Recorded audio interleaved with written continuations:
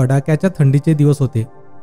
ध्रुव प्रदेशात राहणारी अस्वल आई आपल्या हिम आणि हिमांगी या 2 गोंडस पिल्लांना माशांची शिकार करण्यासाठी तळ्याजवळ घेऊन जात होती. तळ्यातलं पाणी बर्फाळलेलं होतं.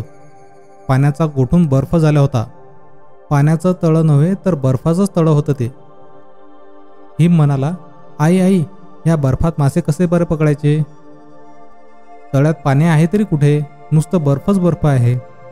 अस्वल आई म्हणाली, बाळांनो, अरे तळ्यातल्या पाण्याचा बर्फ जरी झाला तरी तळ्यातून मासे पकडता येतात. तळ्यात बर्फाखाली मासे सापडतात.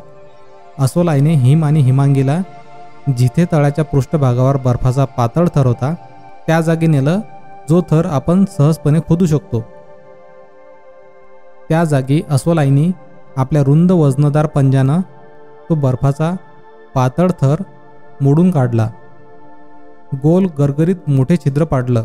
त्या छिद्रातून हिम आणि हिमांगीने बर्फाखाली वाकून पाहिलं आणि आश्चर्य, बर्फाच्या खाली त्यांना स्वच्छ निळसर पाणी दिसलं. अस्वल आईने त्या गोल छिद्रातून तळ्यात डुबकी मारली. बर्फाच्या खाली आपल्या आईने डुबकी मारताना पाहून हिम आणि हिमांगी भीतीने घाबरले.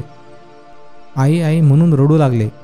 पण जेव्हा अस्वल आई तोंडात मासे घेऊन छिद्राच्या बाहेर आली तेव्हा हिम आणि हिमांगीच्या जीवात जीव आला.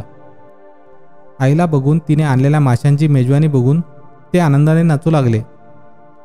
त्यांना आईने तळ्यातल्या बर्फाखालून मासे पकडून आणले त्याची मजा वाटू लागली. ती दोघं आईला म्हणाली, आई आई, आम्ही दोघे तळ्यातून मासे पकडून आणू. आम्हाला कळलं बर्फाखाली तळ्यात निळसर पाण्यात खूप खूप मासे आहेत.